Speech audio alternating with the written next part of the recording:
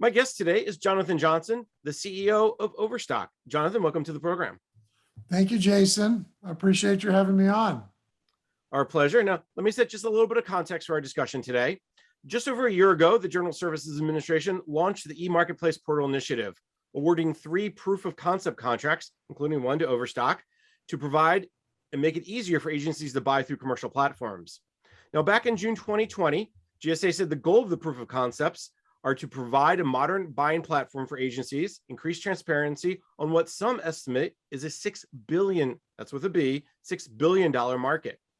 The idea behind the program, which Congress passed as part of the 2018 Defense Authorization Bill, known as Section 846, is to track spending under the micro purchase threshold of $10,000, much of which is already going to commercial platforms through agency credit cards.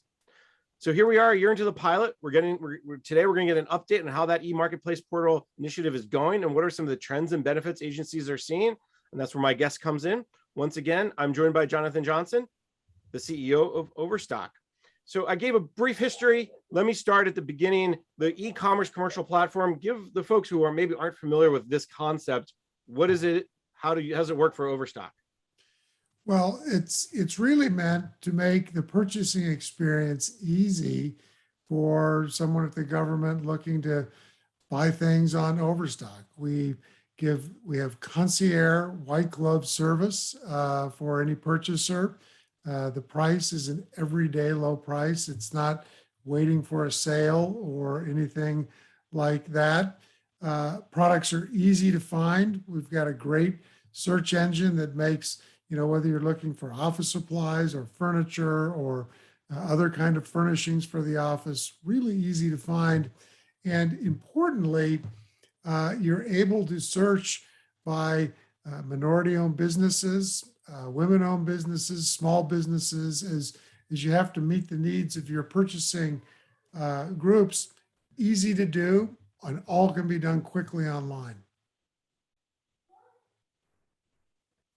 Let's take a half a step back too, because the broader initiative beyond what Overstock provides, the idea behind this is really to make the buying experience more transparent, easier. And some would say, well, agencies are already using these commercial platforms. What this is doing is really just adding a little more, I'm not sure rigor is the right word, but it's trying to help the government understand more about what they're buying, how they're buying it, and who they're buying it from. So maybe take a half step back and help me understand kind of the basic concepts around e-commerce platforms like the one you provide.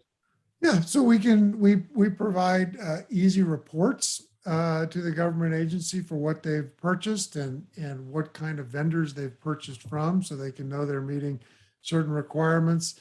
We make it easy for someone in the agency to put the product they want in a shopping cart that the person with the purchase card can then go and amass, everyone's different orders and purchase them at once. It's really trying to create efficiency in the purchasing and in the post-purchasing reporting that different agencies need to do.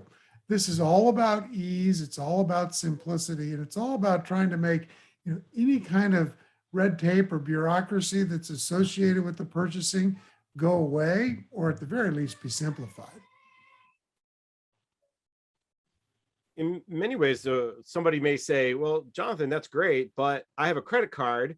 That's easy, right? I can just call up XYZ company, put the credit card information in, and get what I need. How's something like an e-commerce platform going to be better, different, easier than what I already can do, which is just use my credit card? Well, one, you're going to get reports that what you've bought that will be easy to file with, those that need to see those reports. Two, you won't have to go through any rigmarole of making sure that the government's not paying sales tax on the purchase. That Overstock government, it's already taken care of. We're not, we take away the sales tax. And three, if you're looking to purchase minority-owned business, small business, women-owned business, in the future, a veteran-owned business, or if you're looking for AbilityOne products, all of that is searchable and easily searchable on the Overstock government site. So, as there are criteria for making purchases, we help meet all of them.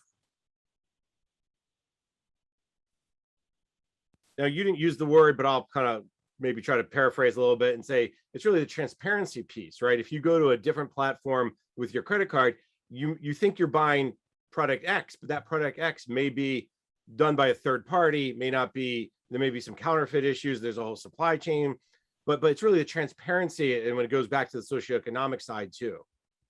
Complete transparency, and also a surety that we're not going to be offering any products that aren't 889 compliant, that are from nations or contain parts that we're worried about.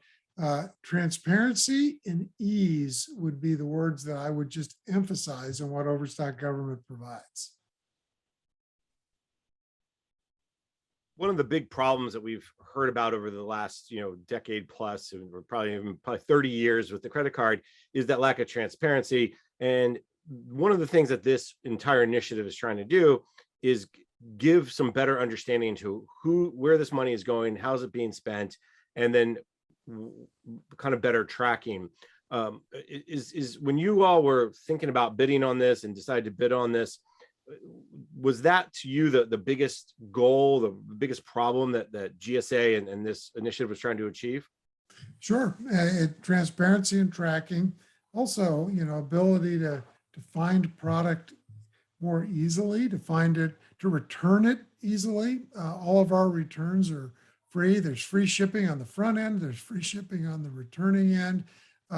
It's really to streamline this process for anyone who wants to purchase, so that a purchaser doesn't get in trouble for buying the wrong thing. If they've bought something that doesn't work, it's not hard to return. It's making what is, can be a difficult purchase easy, see-through, transparent, whatever terms you want to use. It's very streamlined. I think that's one thing that kind of gets overlooked with this initiative, because a lot of people focus on, well, it's only the micro purchase threshold, or it's only, how's it different from a GSA schedule or something like that. I think they're missing that really key piece here. When you talk to federal customers, when your folks go out and talk, is that the biggest issue that you're trying to kind of explain to them, is that you should use this approach, this e-commerce portal, because of this reason, again, the transparency, or is there other reasons why? What's the misunderstanding or the confusion that may come up sometimes? Well, the other reason that really resonates with people that we're talking to is just the ease of finding product. We're a world-class e-commerce company that makes product really easy to find. The descriptions of the products are great. The pictures are great. You know what you're buying before you get it. And so, one of the, particularly in the furniture area, which is, our real sweet spot, people are always a little hesitant to make a purchase without, sitting on the couch or seeing how things look exactly. We've been in this business for 2 decades selling to customers. Now we can take all that we've learned in our, business to customer normal Overstock business and help government purchasers do this through Overstock Government. That really resonates. People don't want to be surprised and get something they weren't expecting when they make a big purchase, like a desk or an office chair or something that's important to them. You brought up the 2 decades of experience that Overstock has, and I think one thing that's important is you all bring a lot of the private sector experience to this marketplace. What are some of those lessons that maybe come off the top of your head that you would say, hey, this worked well in the private sector, and we're taking those lessons and applying to government? Well, one is trying to we're all about an easy delivery and support system. And so it's knowing how quickly the product's going to get there. It's knowing that it's going to arrive undamaged and, ready to use. It's having the search capability on the website be intuitive, be easy. And, when you look for one thing, you're getting results that match your search, and not this, harem scarum set of results. We're really good at that because we've been doing it for so long. At the same time, the government adds this layer of complexity sometimes, as people call it, because you mentioned socioeconomic requirements, Section 889, which is supply chain, Ability One. Have you found that kind of the ramp up time to get the portal ready, did that take extra effort, more than maybe normal than you thought, or was it the meeting the expectations of GSA for the proof of concept has been, I'll say, as smooth as it can be? Well, and nothing with technology is ever as smooth as can be, but it's been relatively smooth. And making it so that purchasers could determine, well, is this a minority-owned business? Is this a women-owned business or a small business? That's been relatively easy. The Ability One has been easy. We're in the process of getting Made in America added as something people can search. We're in the process of getting veteran-owned business added, so that's something that people can search. It's an iterative process. It wasn't really what was part of our normal business, but it's become part of, very much part of who we are at Overstock Government. Jonathan, we're coming up on break. Before we do that, and when we come out of break, we'll get into what you're seeing, some of those trends. But I just want to go back to one other thing you mentioned, which is the iterative process and adding the evolution that we've seen of the proof of concept. Maybe talk a little bit about what you've seen over the last year or so in terms of how the proof of concept was, well, let's see how it goes, to here we are a year into it. And we'll, as I said, we'll hear a little bit later in the show how it's going. But how have you seen the evolution over the last year?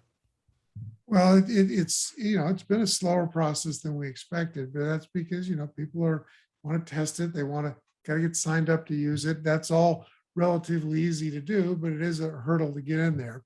The other, I think, significant evolution is our adding product for Overstock Government that we didn't sell on our consumeroverstock.com site. We've expanded beyond furniture and furnishings. We've got lots of office product, paper, cleaning supplies, different things, much expanded to meet the demands of the government employee and government purchaser.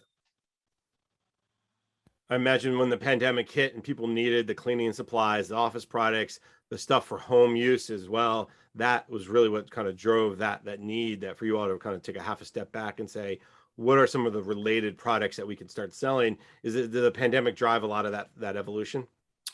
Absolutely. And we're always in the business of supplying to demand. And where there's, where people want to buy, we'll find product and we'll find it at great prices and make it easy for them to meet that demand. That's what we've done for, since our inception, and we'll keep doing it, and we'll do it well for Overstock Government. If you didn't, you wouldn't stay in business, right? That's how it works. That's how it works. I'm no business major, but I know at least that much. Jonathan, let's take a quick break. When we come back, we can continue our conversation. You're listening to the discussion, The New and Easy Federal Buying Experience, sponsored by Overstock Government on Federal News Network.